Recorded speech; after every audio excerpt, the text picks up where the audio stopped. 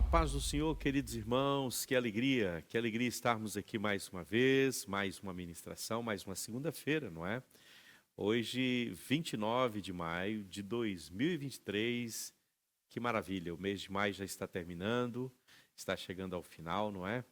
E o Senhor tem nos ajudado, até aqui o Senhor tem nos abençoado, até aqui Ele tem sustentado as nossas vidas. Estamos chegando ao final da nossa ministração sobre o reino. Hoje vai ser a última ministração que teremos, não é? Sobre esse tema tão importante que é falar a respeito do reino de Deus, do reino dos céus. Eu espero que Deus tenha ministrado ao seu coração. Eu aconselho você a rever os vídeos, não é, que já foram aqui ministrados. São vários vídeos, mas tirasse um tempo e fosse assistindo cada um deles, assim, seguido, para que você possa compreender melhor, pegar o todo, né, daquilo que foi ministrado aqui nestas semanas, não é? Tem sido, assim, um tempo extraordinário de Deus.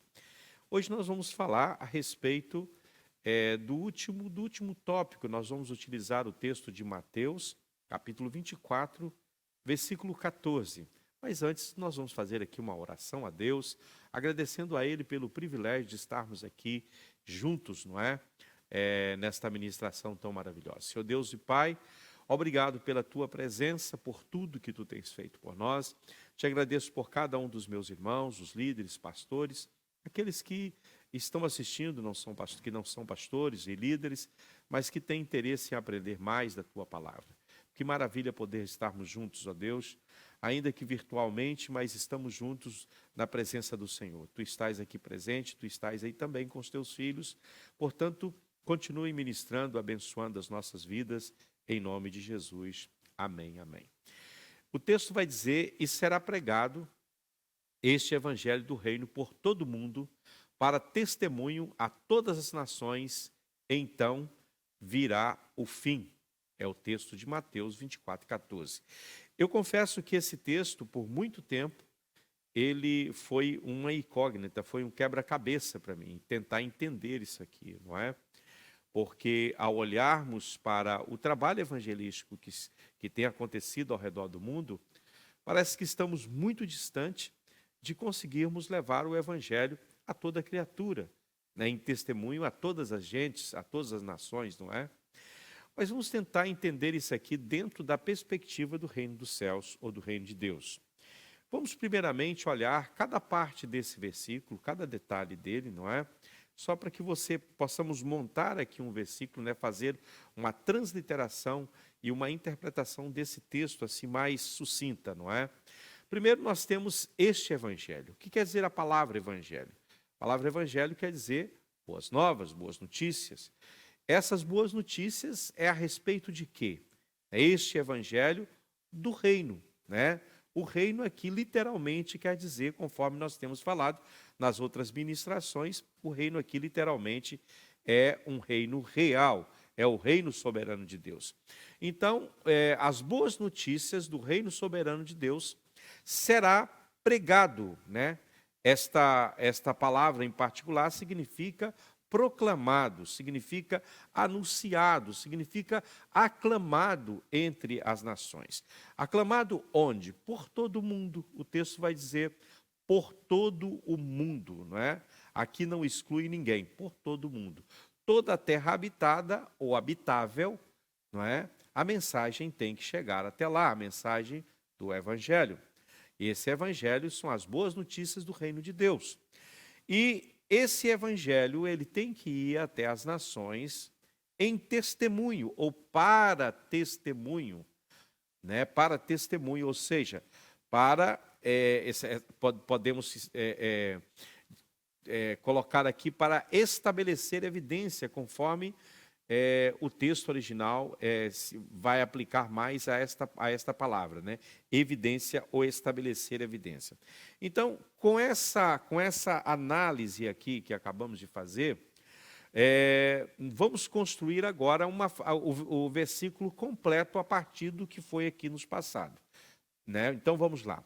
Essas boas novas, né, ou o evangelho, do reinado real e soberano de Deus, serão aclamadas, né, serão proclamadas por toda a terra habitada e habitável, para estabelecer a evidência. E então, né, por todo mundo, e então virá o fim. O fim virá quando for estabelecida a evidência e esse evangelho for pregado em todo o mundo. Não vou entrar aqui no mérito de que fim é esse que Jesus está falando aqui.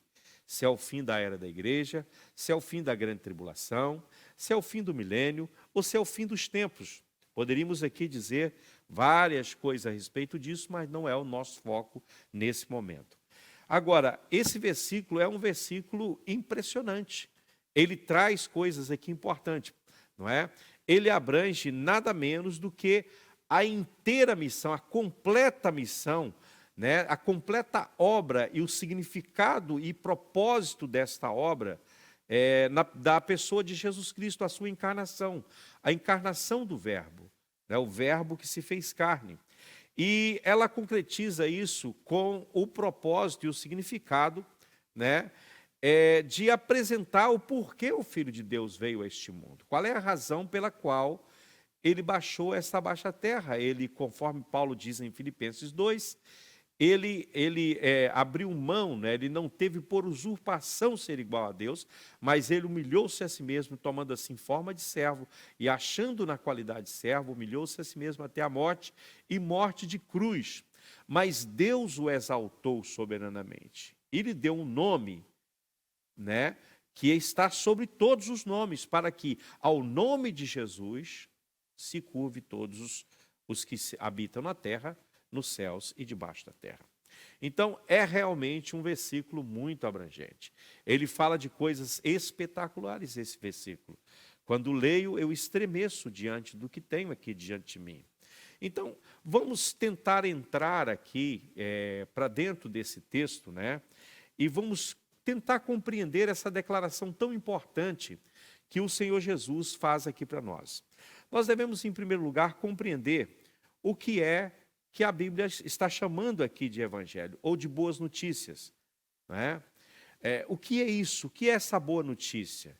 É tudo que o cristianismo tem a dizer sobre esse evangelho é muito pequeno, é muito pobre, tudo que a gente tem ouvido a respeito disso. Né? Então, tudo que temos escutado tem sido definido em termos, né, de coisas muito passageiras e que muitas vezes não expressa a realidade daquilo que o texto quer dizer. Né? Porque o que nós temos aqui é exatamente os termos, né, de um reino e de um governo soberano de Deus. Então, nós estamos tão familiarizados com esse versículo e com tudo e com a linguagem que ele carrega e com tudo que diz respeito a esse texto, né, com a ideia que está aí dentro, que já temos ela pré-concebida em nossa mente, que não paramos para pensar o que de fato isso significa. O que o Senhor Jesus quis dizer aos seus discípulos? Observe que ele está aqui mais uma vez, conforme nós falamos na semana passada, junto com os seus discípulos, e ele está instruindo os seus discípulos. Não é? Dos 5 sermões ou dos 5 ensinamentos que Jesus traz no Evangelho de Mateus, esse é o último. Não é? Esse é o último, é conhecido como o sermão profético de Jesus. E ele nasce de uma pergunta dos discípulos. Né? Os discípulos mostram a Jesus, não é? Com que pedras o templo havia sido levantado, e Jesus disse: olha, eu vos digo que não vai ficar aqui pedra sobre pedra que não seja derribada. E os discípulos então fazem a pergunta. Que pergunta eles fazem? Quando serão estas coisas e que sinais haverá da tua vinda e do fim do mundo? E Jesus então ele começa a falar a respeito disso, respondendo e instruindo os seus discípulos a respeito desta grande verdade. Né? Nós, muitas vezes, estamos familiarizados com isso, e ao olharmos para isso aqui, simplesmente, não é, pensamos no Evangelho como uma coisa comunal, como uma coisa normal. Né? Este Evangelho social que muitas vezes nós pregamos. Esse Evangelho comum, esse Evangelho muito simples, não é? Ou qualquer outra designação que você quiser dar para esse Evangelho. Mas o certo é que esse Evangelho ele tem um poder tremendo. Paulo falou a respeito desse evangelho, ele diz que esse evangelho é o poder de Deus para a salvação de todo aquele que crê. É o evangelho de Jesus Cristo, né? Agora, esse evangelho que muitas vezes nós tratamos como comum, um evangelho bem social, um evangelho bem light, ele é conhecido na Bíblia como o evangelho do governo soberano, do governo real de Deus. Deus está no governo e o mundo precisa saber disso. As pessoas precisam saber que existe alguém que está assentado no trono, não é? Em outras palavras, o evangelho é o evangelho da realeza de Jesus Cristo, né? E isso é exatamente o que esse texto e essa mensagem encerra. Agora, quando nós olhamos para esta palavra reino, não é? Ou realeza, a realeza de Cristo, nós temos que voltar um pouco na história, ou aliás, antes da história. Nós temos que retornar a uma eternidade passada, não é? Onde nós vamos encontrar algo extraordinário. A Bíblia faz menção disso, né? Isso tem que nos levar, quando nós indagamos a respeito da realeza de Cristo, nós temos que retornar muito atrás, né? Aonde é que isso originou? De onde isso provém? Lá no livro de Hebreus, capítulo 1, nós temos lá dizendo que Deus concedeu essa herança, essa autoridade sobre todas as coisas a Jesus muito antes do mundo existir, né? O que nós, muitas vezes, se tentarmos pensar a nível humano, onde é que começou essa questão da realeza humana, né? Qual foi o homem? Quem pensou nisso em primeiro lugar? Esse negócio de ser rei, não é? Existem hoje muitos países que são regidos e governados por uma monarquia. Nós não sabemos quem foi a primeira pessoa a ter esse título de rei, né? Colocar sobre si mesmo esse título de rei. Nós podemos ver a ideia em sua forma primitiva e é uma ideia que vem evoluindo e desenvolvendo até que alcançou a posição que nós temos hoje, né? Uma monarquia muito bem organizada, como temos hoje, é claro que não é funcional. Não é funcional porque o homem, ele não nasceu para ser rei. Deus é rei. Jesus está assentado no trono e isso tem que ser dito, não é? Então, nós vamos voltar a isso um pouco mais tarde, vamos falar a respeito disso um pouco mais tarde. O que sabemos pela Bíblia Sagrada é que isso não começou com o homem. Essa questão de governo, de reino, não começou com o homem, não é? Isso começou no céu, com o próprio Deus, né? A ideia do reinado real, desse governo soberano, estava com Deus, né? E foi transferida para o seu Filho. Deus é o Criador de todas as coisas. Ele é o Senhor absoluto. E na mão dele estava contido todo o poder. Ele era o detentor de toda a autoridade. E ele, então, decide entregar essa autoridade ao seu Filho. Hebreus 1 e 2. Não é? O Hebreus 1 e 1 vai dizer que, havendo Deus falado antigamente aos pais, muitas vezes, de muitas maneiras, aos pais pelos profetas, a nós nos falou pelo Filho, a quem constituiu o herdeiro de todas as coisas e pelo qual também fez o universo. Então, tudo foi feito por ele e foi feito para a glória dele, né? Então, o que Deus fala de seu Filho, ele coloca o Senhor Jesus, como está no Salmo 2 e 6, não é? Jesus, ele está entronizado. E nós podemos ver isso nesse versículo do Salmo. Eu constituí o meu rei sobre o meu santo monte de Sião.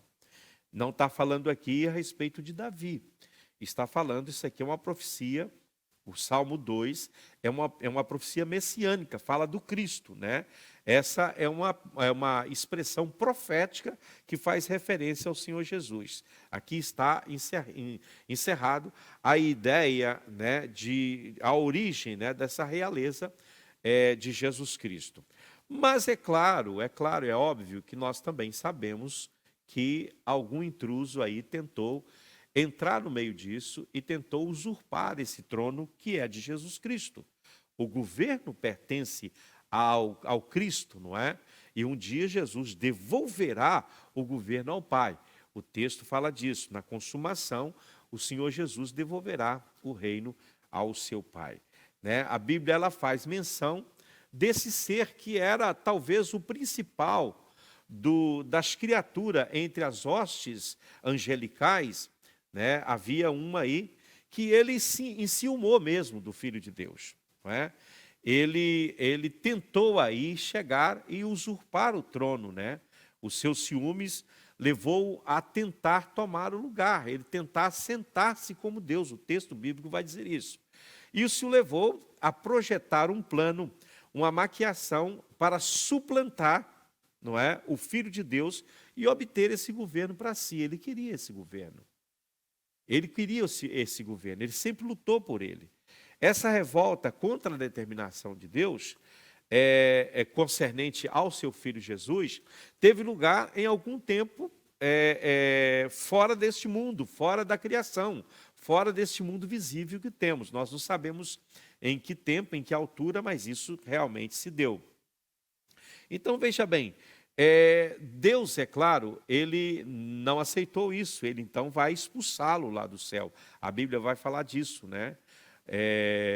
Deus não mudou o seu plano e nem o seu propósito. Jesus Cristo é o Rei entronizado por Deus, o Rei que domina e que governa sobre todas as coisas, não é? Agora, Deus então, ele cria o mundo e ele coloca o homem aí nesse mundo criado. E, de uma certa maneira, dá um certo poder para esse homem que fora colocado aqui nesse mundo criado. A seguinte coisa que esse ser, né, que foi expulso do céu, ele tinha sido, ele tentou minar todos os caminhos e os projetos de Deus. Ele sempre foi adversário, inimigo, não é? Desde que ele foi lançado de lá. E nós sabemos pela Bíblia que ele obteve o seu objetivo através de um plano sutil. De um plano sutil onde ele engana o homem, né? Um engano aqui foi estabelecido, né? E ele então, ele vai ser atraído aí à vida humana e ele tenta governar, porque ele sabe que a palavra de Deus não pode voltar atrás e o Senhor deu autoridade de domínio para o homem aqui no jardim. E com a queda do homem, o diabo então ele passou a manipular e a controlar algo, mas isso foi tomado de volta. É claro que Deus não deixaria isso barato. Deus, ao enviar o seu Filho, ele resgata aquilo que fora roubado, que fora usurpado aí pelo adversário, não é? Então, ele obteve o seu objetivo ao ganhar o homem para si, ao levar o homem para o seu lado. E assim se tornou, por enquanto, como o próprio Jesus, ele vai dizer em João capítulo 12, verso 31, Jesus vai dizer que esse ser caído aí, não é? Ele é o príncipe deste mundo. Chegou o momento de este mundo ser julgado e agora o seu príncipe será expulso, né? Ele era considerado como tal, ainda que ilegalmente ele usurpou essa posição. Aí você tem então a raiz de todo o assunto, o pano de fundo de toda a nossa mensagem, a mensagem que deve ser pregada ao mundo. Esta passagem da Escritura que temos aqui, onde o Evangelho do Reino deve ser anunciado, o mundo precisa ouvir. Aleluia. Talvez você pode dizer, olha, mas as pessoas não dão crédito. Não importa se os homens creem ou deixem de acreditar. Você precisa anunciar que o trono não está vazio.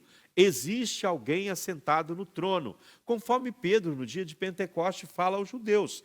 Ele diz, olha, aquele que vocês crucificaram, Deus o fez Senhor e Cristo. Não é? Senhor aqui quer dizer aquele que ocupou o trono, aquele que está assentado no trono.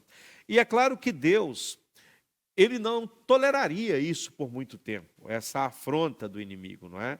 E o seu plano, ele não pode ser frustrado de maneira nenhuma. E nem o seu filho, ele irá ser privado da sua herança, pois tudo pertence ao Senhor. O Salmo 24 diz, do Senhor é a terra e a sua plenitude, o mundo e aqueles que nele habitam. Tudo pertence ao Senhor. Não é? E a história da encarnação ela encontra a sua explicação aqui, essa vinda de Cristo como homem, conforme está em 1 Timóteo 3,16, onde Paulo fala desse grande mistério, né? Sem dúvida, grande é o mistério da piedade. Aquele que foi manifestado na carne foi justificado em espírito, visto pelos anjos, pregado entre os gentios, crido no mundo e recebido em cima na glória. Aleluia. Toda a encarnação, o mistério da encarnação, tem exatamente a ver com essa reivindicação de Deus daquilo que pertence ao seu Filho Jesus. Não é? Então, pela cruz de Cristo, o Senhor tomou de volta. O texto vai dizer que, lá em Mateus 28 e 18, vai dizer que o Senhor Jesus falando, todo poder me foi dado no céu e na terra. E quando você pega o texto de Colossenses, capítulo 2, versículo 15, você vai ver que o Senhor Jesus, ele combateu e obteve vitória sobre todas as forças malignas. O texto vai dizer, e despojando os principados e as potestades, publicamente os expôs ao desprezo, triunfando sobre eles na cruz. Ou seja, pela cruz, ele triunfou, ele despojou principados e potestade.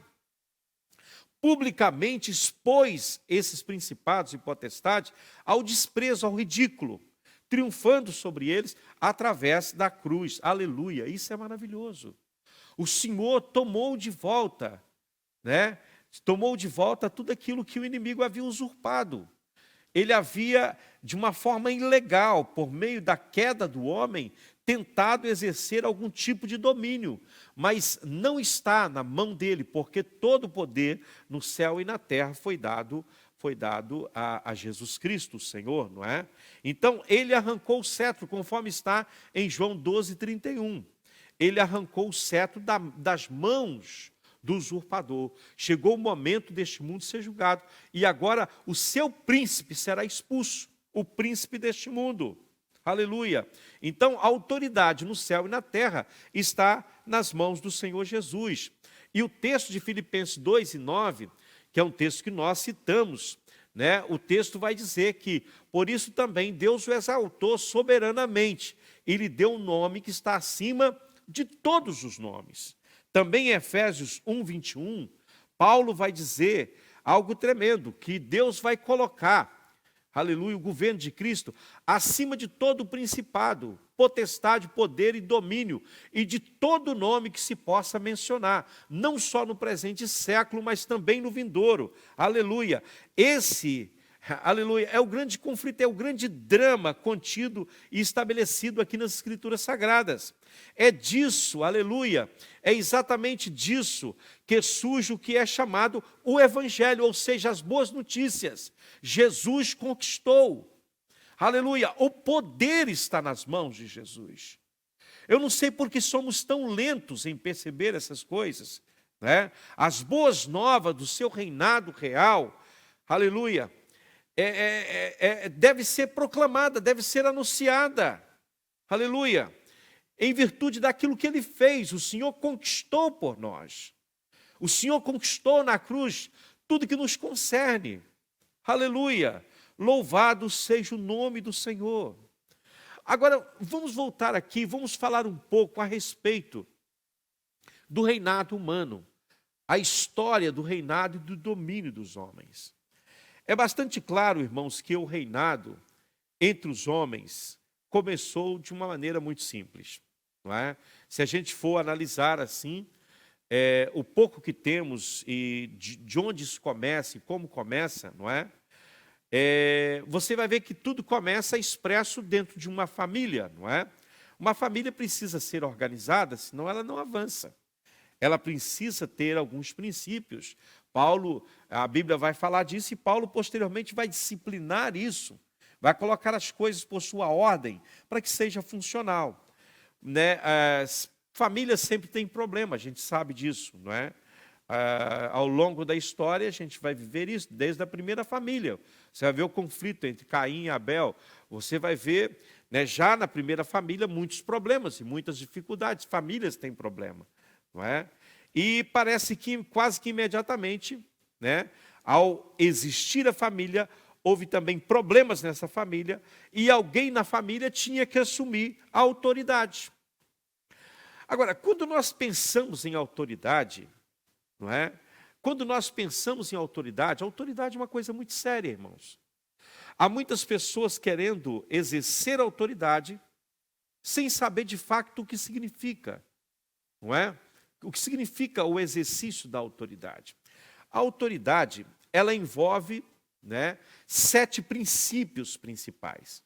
Quando você fala alguém tem autoridade, essa pessoa, ele tem que estar embasado dentro desses 7 princípios, né? Primeiramente, quem tem autoridade precisa prover proteção. Precisa ser alguém que vai proteger o grupo sobre o qual ele exerce a autoridade. Eu vejo pastores querendo exercer autoridade sobre igrejas, mas eles não cuidam dos seus membros, não protegem os seus membros, não pagam o preço nas madrugadas pelos seus membros.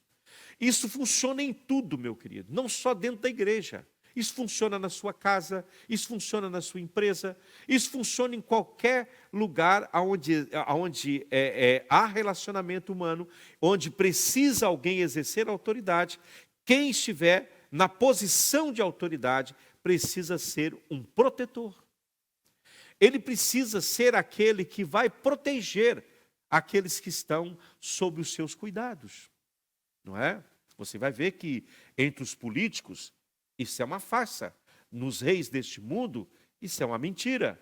Agora, o nosso Deus, Ele governa sobre todas as coisas e Ele, Deus, Ele protege o seu povo. Você vai ver na Bíblia Sagrada N passagens onde a gente pode ler da proteção de Deus sobre as nossas vidas. Nós estamos debaixo do governo de Deus, da autoridade de Deus. Então, quem nos protege é Deus.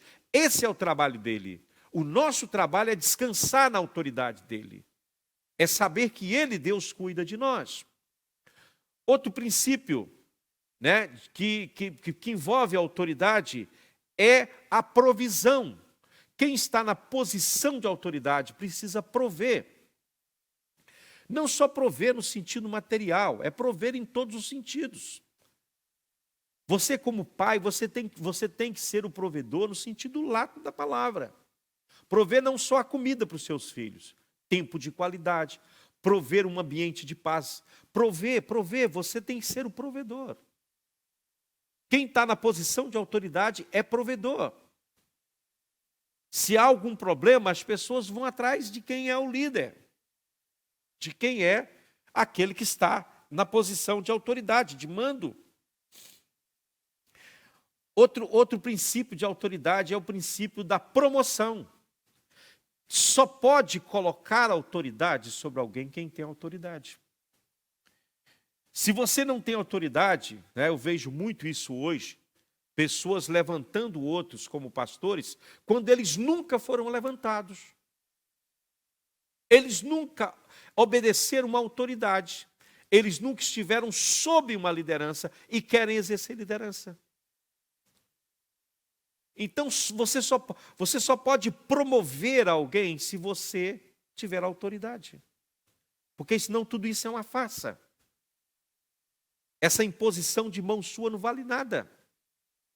Então, o líder, ele tem, né, quem está na posição de autoridade, ele tem a obrigação de promover os seus.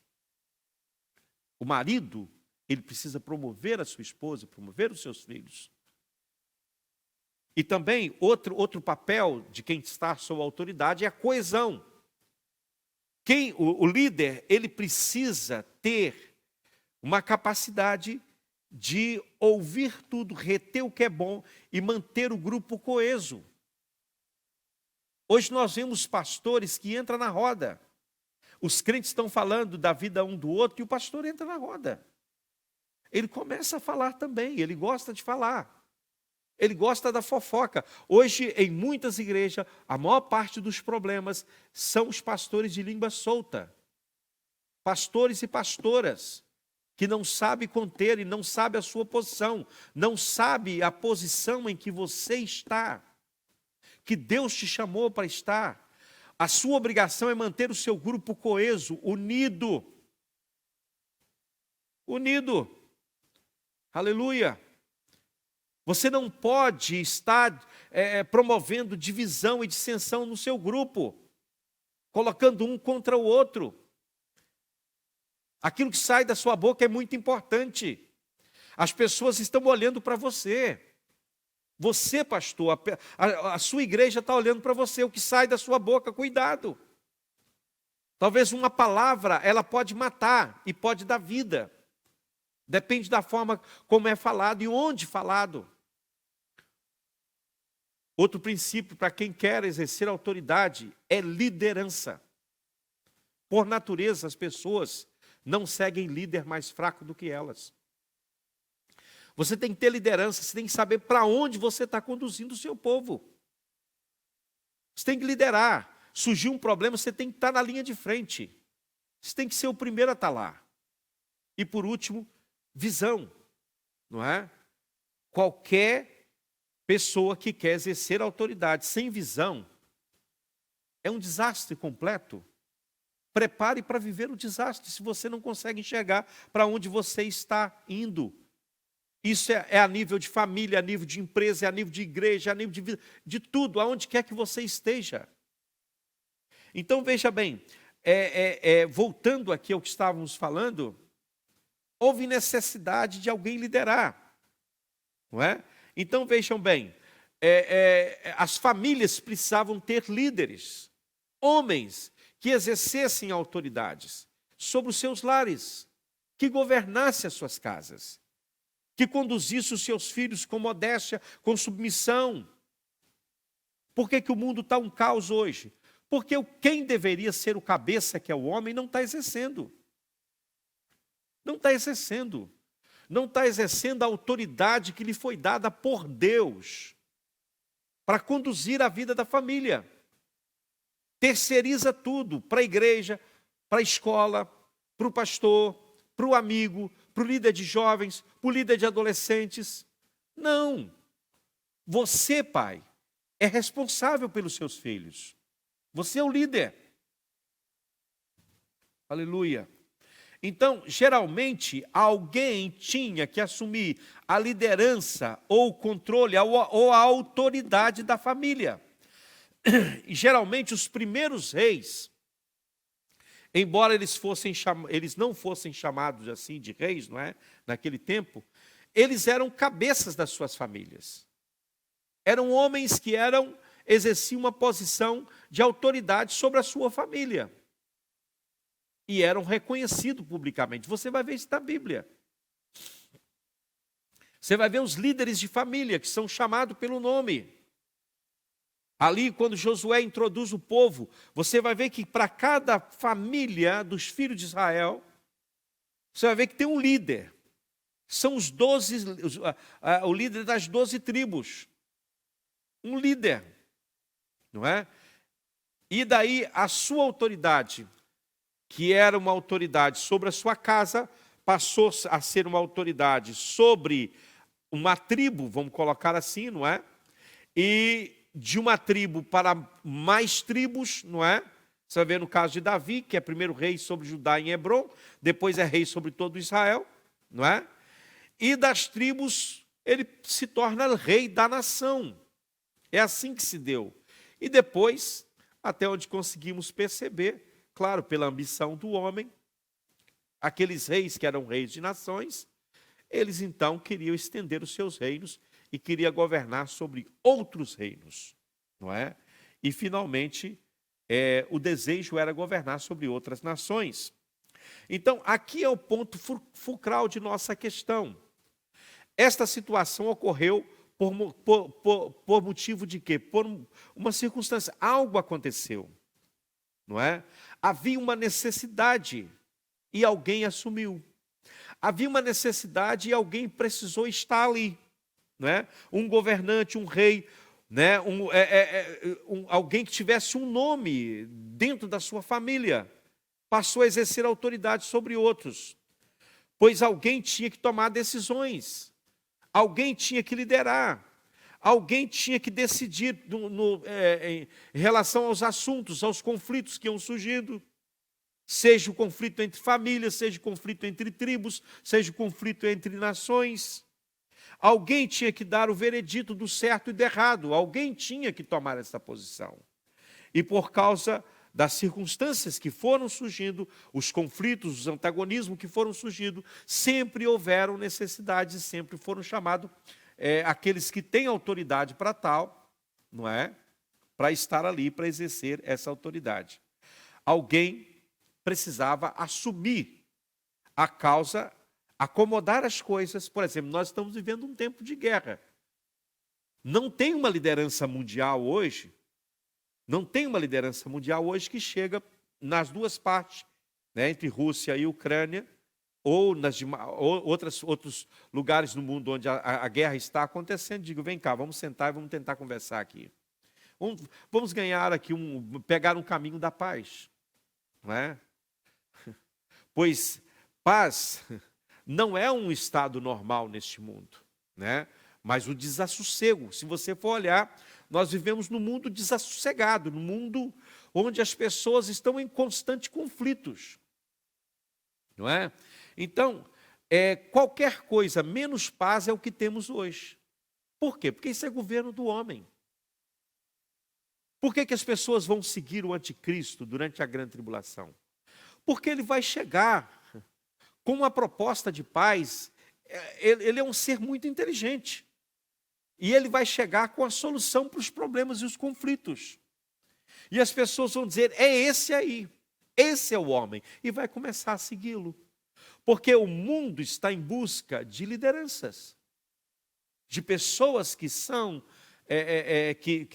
que têm essa autoridade, que exerce essa autoridade. Não é? Alguém que chama para si a responsabilidade. Diz, deixa comigo que eu resolvo esse negócio aí. Não é? Deixa comigo que eu vou tratar desse assunto aí. Então, no mundo as coisas funcionam assim. Agora, veja bem. É impossível se ter paz no mundo de egoístas. No mundo onde as pessoas só pensam em si. No mundo de conceitos e preconceitos. É impossível ter paz. O único que pode trazer paz ao mundo é o rei que se chama o Rei da Paz. Aleluia! Ele é o príncipe da paz. Ele é o príncipe da paz. Aleluia! Glorificado seja o nome do Senhor. Então, ele como Rei da Paz, ele hoje é oferecido ao mundo. Quando você leva a mensagem de Deus, e as pessoas não entendem isso, elas não conseguem compreender por que o crente, mesmo em meio a toda a luta e perseguição, ele está em paz. Jesus falou disso, olha o que Jesus fala em João 16, verso 33. Ele vai dizer assim, eu falei essas coisas para vocês, porque em mim vocês terão paz. Só há um lugar onde o homem encontra paz, e esse lugar é no Senhor. Esse lugar é no Senhor. Olha que Jesus faz distinção entre as coisas. Em mim vocês têm paz, no mundo vocês têm aflição. Em mim vocês têm paz, no mundo vocês têm aflição. Agora, você tem que escolher em que reino você quer viver. Se é no reino dos céus, você vai encontrar paz. Se é no reino das trevas, que é representado aqui pelo mundo, você vai encontrar aflição.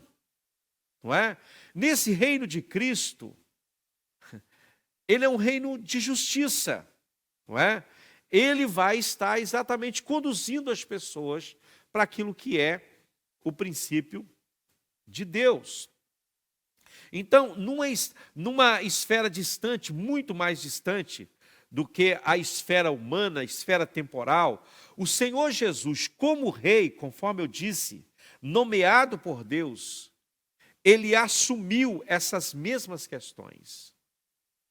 São, aleluia, os componentes do seu reino.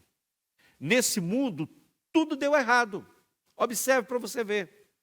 Quanto tempo tem que estão tentando colocar numa mesa de negociação e chegar a um consenso entre Israel e os israelitas e os palestinianos? Sabe quando vão conseguir? Nunca. Nem o anticristo.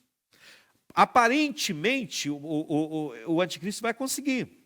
Porque Paulo fala que quando disserem que há paz e segurança, a destruição será repentina. Repentina. Então, neste mundo, tudo deu errado. Tudo deu errado. O que prevalece neste mundo é um estado de anarquia, irmãos. De inquietude, de desigualdade. O mundo vive isso. De deslealdade. Homens errando, homens tentando destruir os seus semelhantes. É o que temos no mundo. Pessoas que começam bem, com ideias boas, e de repente se desviam, tomam caminhos ruins. Que coisa terrível.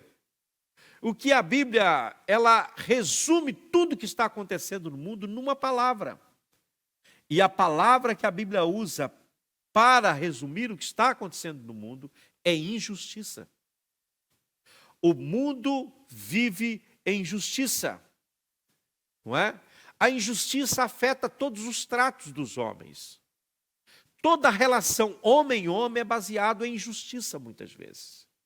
Todos os relacionamentos e transações humanas são baseadas em injustiça.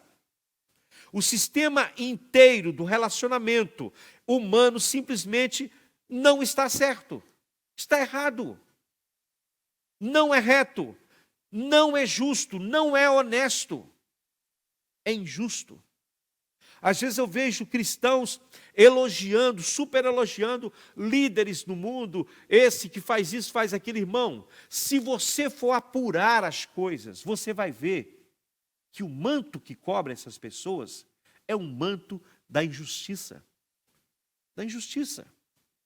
Toda a questão da injustiça está ligado ao assunto do reinado dos homens. Tudo onde o homem põe a mão não presta. E parece que uma nação, por exemplo, que foi escolhida por Deus como Israel. Observe que Israel é chamado, é escolhido por Deus. Deus coloca o seu nome sobre essa nação. Deus o chama de seu povo. E essa nação recebeu leis profundas de Deus para exercê-las e viver segundo elas aqui neste mundo. Agora, em que a nação de Israel se tornou? Te pergunto. Não há coisa mais podre do que o sistema monárquico do povo judeu, com pequenas exceções de Davi, talvez no começo de Salomão, e alguns outros reis, que não foram muitos, conta nos dedos, que tiveram em algum momento algum ato de justiça. E parece que a desesperança, ela instaurou no coração dos israelitas. Se você vê Malaquias, lê o livro de Malaquias, e você vai ver que derrota era a nação de Israel. Que povo era aquele? Que povo era aquele? E ainda reclamando de Deus. Ah, Deus, ah, Deus, ah, Deus, ah, Deus. Tu não nos ama, ah, tu isso, tu aquilo, tu aquilo. Mas há uma coisa maravilhosa que o profeta fala, o profeta Isaías 32, versículo 1. Eu amo esta palavra. Eu amo.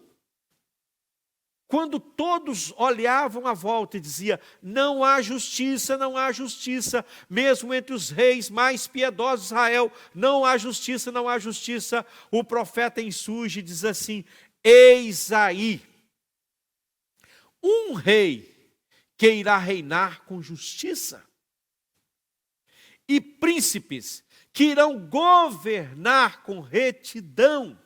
Aleluia, aleluia. Um raio de esperança parece que surge aqui, direto para aquele que estava chegando, Jesus. E quando ele vem a este mundo, sabe o que acontece com ele?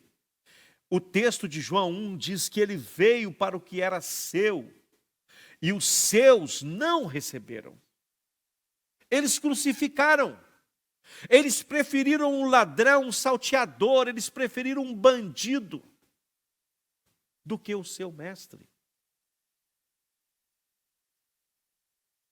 Quando nós olhamos para isso, nós sabemos que o Senhor Jesus, na sua vida, na sua morte, ele assumiu toda a questão da justiça. E ele é justo e justificador, disse Paulo, de todos aqueles que o buscam. Aleluia. Em primeiro lugar, essa justiça que Jesus veio trazer, ele veio estabelecer os direitos de Deus aqui na terra. O que Israel não fez como nação. O seu primeiro objetivo e a sua primeira tarefa aqui era trazer Deus, era trazer os direitos de Deus para este mundo. E quando você olha para aquilo que Jesus fez ao trazer, aleluia, Deus para o seu lugar, estabeleceu os direitos de Deus aqui no mundo em suas palavras, você vai ver que isso é evangelho. É Deus no comando de todas as coisas, é isso aí. Essa é a mensagem da igreja, meu povo. Não adianta você pregar outra coisa. Você tem que pregar que há um rei assentado no trono e Deus governa. Isso tem que ser estabelecido. A igreja precisa ouvir isso. Porque se a igreja ouvir isso, os pastores seriam menos arrogantes. Os líderes serão menos prepotentes. Haveria mais tolerância dentro da igreja com os fracos. Haveria um espírito de unidade reinando. E Deus traria prosperidade ao seu povo. Nós estamos amarrando as mãos de Deus por conta da nossa injustiça, por não colocar Deus no lugar de Deus. Paulo, no final da sua vida, ele vai dizer em 2 Timóteo: já estou sendo oferecido como libação e o tempo da minha partida já está próximo.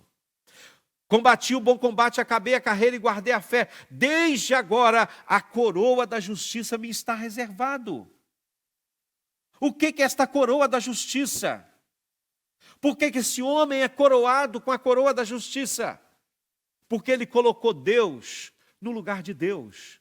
Ele deu para Deus a autoridade, a honra e a glória em tudo que ele fez. Em tudo que ele fez. Jesus, aleluia, tinha primazia em tudo que ele fez. Tudo que Paulo fez.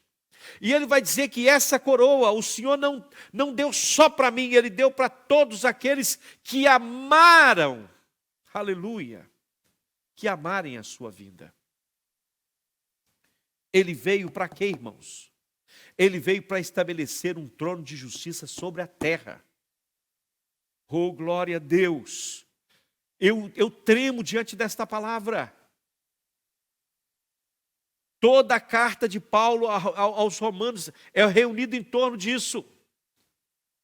Deus requerendo justiça, ali em Romanos está escrito, capítulo 1, capítulo 2, capítulo 3, até o verso 23.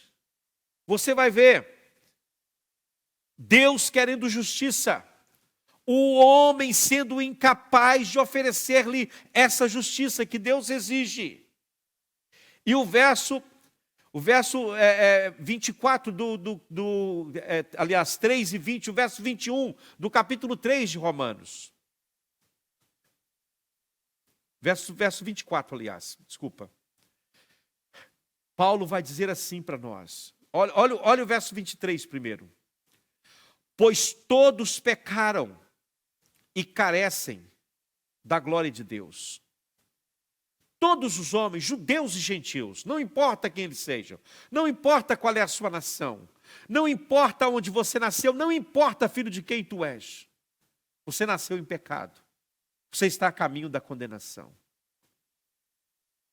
E você é incapaz de agradar a Deus com a sua vida.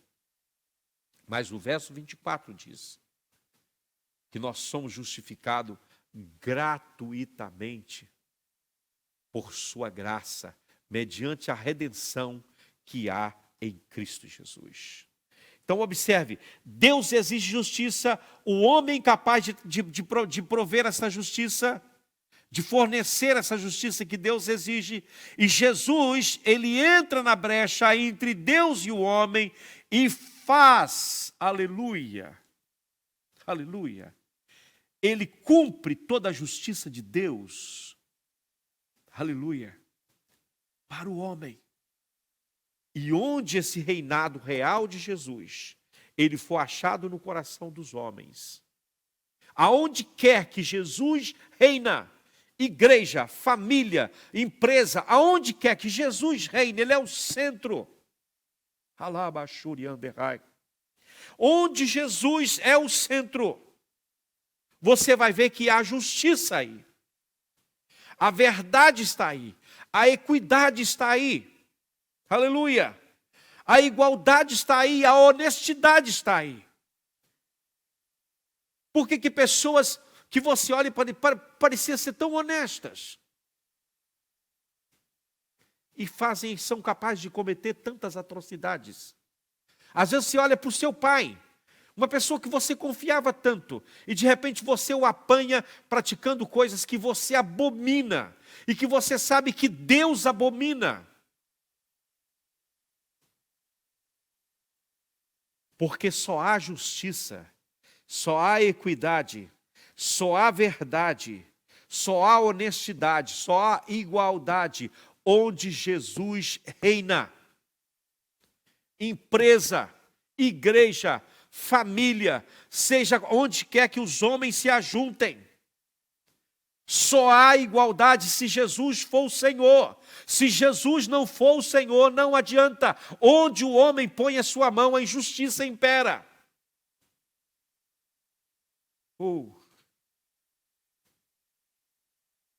Tudo isso se entende por justiça. Eis que um rei, olha o que Isaías diz, reinará com justiça. Ele é o rei justo, aleluia. Mas ele não é somente o rei justo, ele é também o rei de paz. Oh, glória a Deus. Quando nós olhamos para esse mundo, quanta confusão, quanta guerra. Mas esse conflito vai para muito além da guerra dos homens, dos combates dos homens. De onde vêm essas guerras? De onde vêm esses conflitos? Elas emanam do maligno. Nós estamos combatendo contra pessoas, quando de fato, quem manipula as pessoas, quem controla muitas vezes a vida dessas mesmas pessoas, são forças malignas. Essa grande guerra que está sendo travada, a igreja não se deu conta. E quando digo a igreja, não estou dizendo o corpo místico de Cristo, estou dizendo a igreja local. A igreja local não se deu conta de que esta batalha não se trava a nível humano, mas a nível espiritual. É uma guerra contra forças espirituais da maldade. Aleluia! Nós sabemos que os nossos corações, antes de conhecermos Cristo, antes de tomarmos uma decisão por Jesus, não havia paz dentro de nós. Quem aqui pode dizer que tinha paz antes de Jesus? Ninguém. Eu era um infeliz, um triste, um abatido, sem sentido na vida, sem ele nem beira. O dia que eu encontrei o Senhor, a minha vida mudou, a paz entrou no meu coração, a vida entrou no meu coração. E isso é maravilhoso. Nós sabemos que antes de Cristo, dentro de nós, só havia discórdia. Nós sabemos também que a coisa mais difícil que tem é converter, é voltar-se completamente para o Senhor.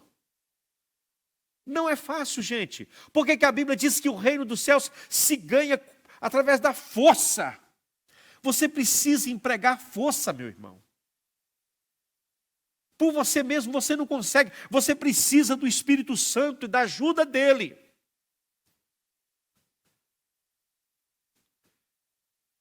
E se não for a presença do Espírito no meio da igreja, é impossível a convivência no meio dos crentes. Mesmo todos nós sendo crentes, eu amo o Senhor, eu amo Jesus e não sei o quê. Se o Espírito sair do meio da igreja, só há contenda, discórdia. Às vezes eu chego em igreja, vejo contenda, vejo discórdia. Irmão contra irmão, confusão, grupinho daqui, grupinho dali. É fácil você perceber quando o Espírito está presente. As discórdias são dissipadas. E Satanás ele tem concentrado as suas forças em dividir, em destruir a unidade que existe entre os crentes. Ele tenta diminuir o poder e a força do governo de Deus. Mas eu tenho orado ao Senhor, tenho pedido Deus na igreja e no ministério que eu pastoreio. Eu não aceito isso.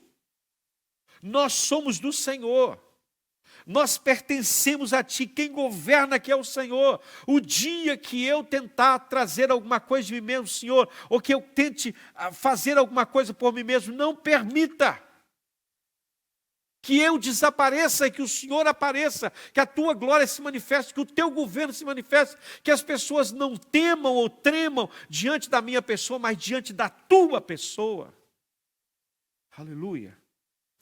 A comunhão, irmãos, e a unidade é uma guerra, é uma verdadeira batalha em qualquer esfera que você esteja. Dentro de casa, você acha que é fácil manter a unidade dentro de casa? Eu pergunto aos pais, eu pergunto aos filhos. Há dias que você vai comer no quarto, você não tolera mais a cara do seu pai e de sua mãe. Há dias que a guerra está instaurada, mas sabe por quê? Porque alguém está no trono que não é o Senhor. Coloca Jesus no trono para você ver.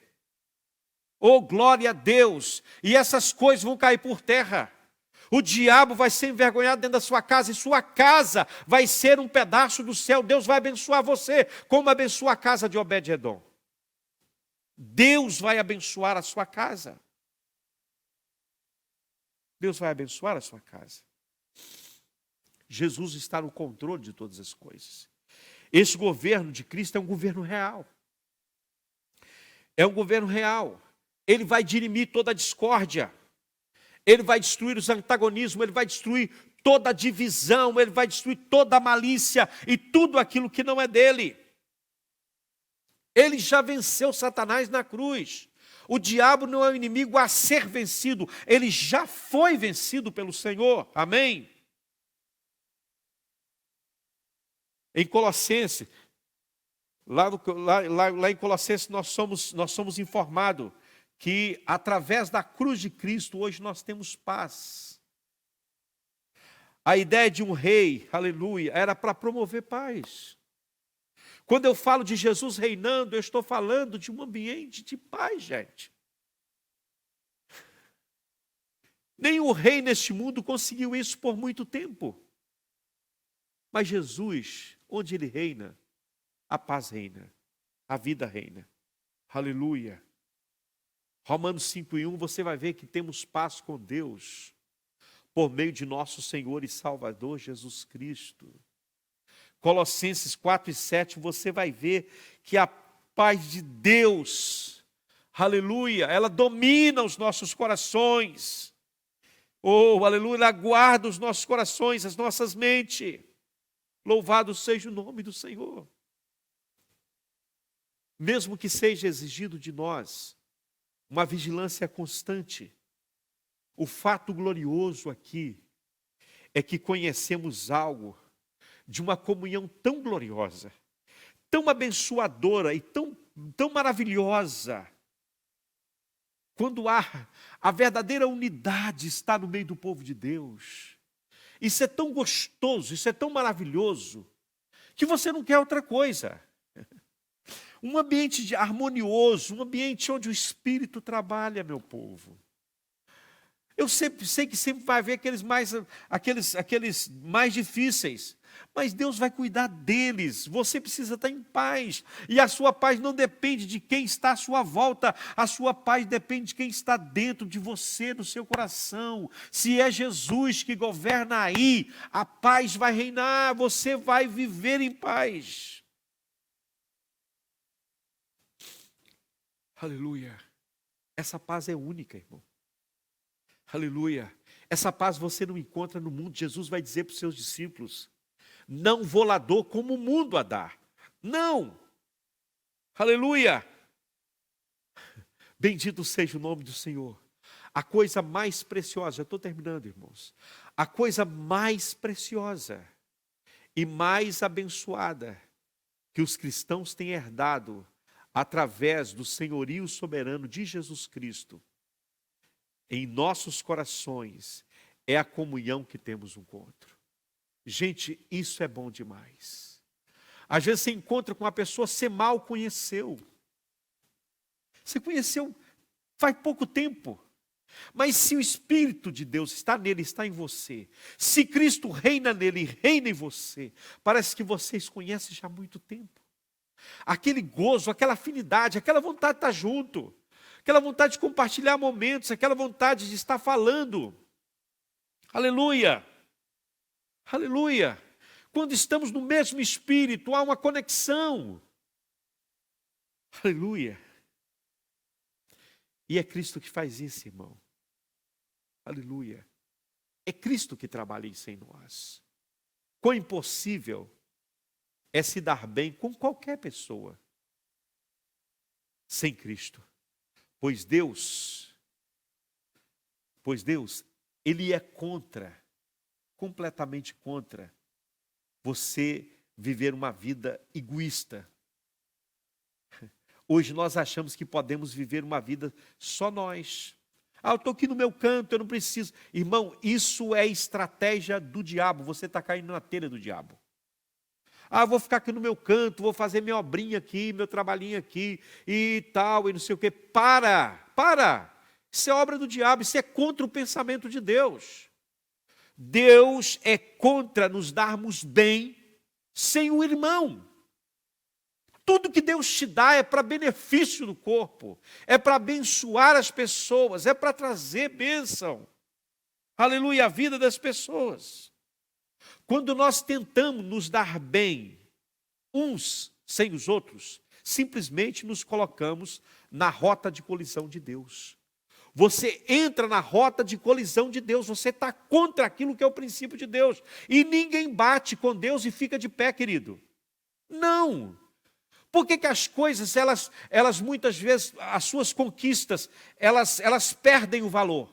Porque são egoístas. Baseado em pensamentos egoístas e humanos. Justiça e paz. Esses são os elementos do reinado de Cristo, do governo de Cristo. O inimigo é derrotado. Os cativos, as vítimas de Satanás, são libertas por esse poder. A paz é estabelecida. Quando o evangelho entra numa família, a paz é estabelecida. Eu sou testemunha disso. Quando o evangelho entrou na minha casa, a paz entrou na minha casa. Aleluia. Bendito seja o nome do Senhor. Ele satisfaz tudo que nós precisamos. Isso tem sido enquadrado, irmãos. Tudo isso que eu falei aqui tem sido enquadrado nesta palavra maravilhosa chamada evangelho. É boas notícias, é Jesus governando, é a paz sendo instaurada, é a justiça sendo instaurada. Eu vejo em muitas nações, principalmente como o Brasil, pessoas esperando esse governo, esperando aquele governo, esperando esse. Irmão, nenhum homem pode trazer paz ao Brasil ou à nação nenhuma, a Portugal ou a nação nenhuma. Nenhum homem. Quem pode trazer paz ao mundo, o mundo não quer, que é Cristo. Aleluia. Agora eu fico triste, eu vou encerrar com isso, que muitos cristãos não conhecem essa verdade. Que muitos filhos de Deus estão dentro da casa de Deus e não vivem isso. Não experimentam essa paz, esse descanso, esse deitar com a cabeça no travesseiro, pegar no sono e saber que há um Deus que cuida de você. Aleluia. Que dá a você enquanto você dorme. Aleluia. Muitos não estão vivendo no benefício e na alegria desta paz. Desta paz com Deus, desta paz de Deus, dessa paz que governa os nossos corações. Oh, querido, quão triste é, porque isso é para ti. Isso é para você, homem, isso é para você, mulher. Você não precisa de bebida, você não precisa de droga, você não precisa de fama, você não precisa de elogios, você não precisa de reconhecimento humano, pastor. Você não precisa que as pessoas te aplaudam, diga, você vai muito bem. Você não precisa de tapinha nas costas, você precisa de estar debaixo do governo de Deus, aí você é feliz. Aleluia! E quando você olha para essas coisas, para esta paz com Deus, para essa paz de Deus, para esta paz dentro do coração, parece uma coisa estranha, isso é impossível. Eu já ouvi muitas pessoas falando comigo, isso é impossível, isso é utopia. Esta comunhão entre os crentes é algo impressionante. Quando uma igreja vive essa comunhão, isso é maravilhoso. Porque não é fingido. Paulo vai dizer que, aleluia, que a paz seja, que o amor, a paz seja não fingido. Aleluia. Não é algo montado, não é algo maquiado, não, é uma coisa verdadeira. Oh, quão triste eu fico quando eu encontro com pessoas e diz, pastor, que alegria, que prazer, e você sabe que é falso. Quando vem elogio de alguém, você sabe que não é elogio, é bajulação. Que triste é isso. Mas é gostoso você receber um abraço de alguém que chega e te diz, pastor, eu sinto tanta sua falta. Às vezes eu viajo aqui, quando volto, eu recebo abraços dos irmãos, pastor, sentimos sua falta. O Senhor faz falta aqui para nós. E eu sei que isso é verdadeiro, isso acalenta o meu coração. Aleluia. Me faz ter vontade de voltar. Eu costumo dizer que o melhor de ir é poder voltar. E é poder voltar para quem te ama de verdade. Para quem te quer de verdade, para quem tem um ambiente com você de comunhão e de vida. Aleluia. Eu sei de pessoas que não são salvas e que entram na reunião dos crentes e ao ver a comunhão que há dentro da igreja, elas dizem, é isso que eu procuro, eu vou ficar aqui. Eu me lembro de um jovem que entrou uma vez na nossa igreja em Portimão, estava desesperado, mas a forma como ele foi recebido e acolhido, ele disse, esse é o meu lugar, eu não tenho outro lugar para estar senão aqui. O amor dessas pessoas nos constrange. Que coisa maravilhosa, a atmosfera espiritual é maravilhosa. Você sente que aquele ambiente é um ambiente que te acolhe, é um ambiente que te transmite uma certa segurança e paz. Muitas pessoas saem impressionadas com isso. E voltam mais vezes. E voltam mais vezes. E voltam mais vezes e acabam por ficar. Acabam por desfrutar também dessa paz. Aleluia. Esse é o testemunho, irmão. O evangelho será pregado em todo mundo em testemunho. Será que o mundo está olhando para nós? O que ele está vendo em nós? Está vendo uma igreja divorciada de Jesus, uma igreja que cada um vive o seu próprio capricho, vive as suas próprias ideias, os seus próprios conceitos? Que testemunho nós temos dado para o mundo quando eles olham para nós? Será que as pessoas estão olhando e dizendo, eu quero ser como aquele povo, eu quero pertencer àquela comunidade, eu quero estar no meio daquelas pessoas porque é tão bom estar no meio deles? Que alegria. Mas que triste é quando as pessoas olham e falam, o quê? Naquela igreja? Não quero. Não quero. São pessoas que não conseguem se dar bem nem entre elas. Como é que vão acolher um estrangeiro ou um estranho? Impossível. Esse é o evangelho do reino. será pregado em todo o mundo, em testemunho a todas as gentes. Então virá o fim. A igreja precisa ser igreja. O crente precisa ser crente. Dentro da sua casa, você tem que ser uma testemunha de Deus, homem. Marido, você tem que ser uma testemunha de Deus. Esposa, você tem que ser uma testemunha de Deus. Filho, você que é crente, sua família não é, você precisa ser uma testemunha de Deus. E a paz vai reinar dentro da sua casa. Você vai ter autoridade para chegar diante do trono de Deus, ousadia. E dizer, Senhor, eu clamo pelo meu pai, pela minha mãe. Eu clamo pelo meu filho, pela minha filha, pelo meu esposo, pela minha esposa. Aleluia. Eu clamo pelo meu chefe. Eu clamo pelo meu empregado. Eu oro pela estabilidade na minha empresa. E Deus vai te dizer, muito bem, eu vou atender o seu clamor. Eu vou atender a sua oração. Aleluia, porque você é minha testemunha. Você glorifica o meu nome. Você glorifica o meu nome. Aleluia. Glórias a Deus. É tão bom isso, irmãos. É tão bom isso.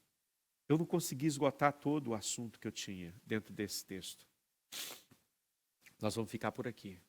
Se eu tiver oportunidade, eu volto para concluir isso aqui, porque é muito importante que a gente entenda isso. Não é só ir por aí e pregar. Não é só passar em algum lugar e fazer conferências. Não é? Conferência aqui, conferência ali, conferência lá, vai aqui, vai ali, prega aqui, prega ali. Então, você vai embora e o que as pessoas sabem sobre você? O que ficou? Nada. Nada. Não, as pessoas precisam ver uma testemunha. As pessoas precisam presenciar a transformação. Oh, glória. Aleluia. Você precisa ser um facho de luz aonde você está. Comece pela sua casa. Comece pela sua família. Sendo exemplo dentro da sua casa, como crente. E você vai ver que da sua Jerusalém vai para a sua Judéia, para a sua Samaria e até os confins da terra. Que Deus nos ajude, irmãos. E que esse evangelho seja pregado. E que o mundo conheça Jesus de Nazaré. Que Jesus conheça quem é. Que o mundo conheça quem é Jesus de Nazaré. Para a glória de Deus. Senhor Jesus, eu te dou graça por tudo que tu fizeste por nós. Por esta ministração, Senhor. E eu peço a ti que abra os olhos e os ouvidos desses meus irmãos. Principalmente dos pastores, ó Deus. Que muitas vezes são os mais cegos. Não conseguem enxergar. O orgulho, a posição, a nomenclatura, o título, rouba-lhes a visão, ofusca o brilho da tua glória. Como aquele fariseu ali no templo, que batia no seu peito e dizia, eu sou, não sou como esse publicano, como esse pecador. O título dele, a posição que ele exercia, ocupava, era maior do que o Senhor. E aquele pecador, aquele publicano, mal podia levantar os olhos para o céu, batia no peito e dizia, Deus, compadece-te de mim. Tu disseste que aquele publicano voltou justificado para casa, e não aquele fariseu. Porque muitas vezes nós queremos justificar-nos a nós mesmos. E a tua palavra diz que aquele que a si mesmo se justifica, né, um dia será condenado. Então, Senhor, nos ajude a muitas vezes a dar toda a glória, toda a honra para o Senhor. A colocar o Senhor acima de tudo. Entender quem somos, Pai. Entender que Tu governas. E não há como, Deus. Não há como nós exercermos autoridade sem estar sob a Tua autoridade. É no poder do Teu nome que nós vamos avançar. É no poder do Teu nome que nós vamos conquistar esse país para o Senhor. Portugal é do Senhor Jesus Cristo.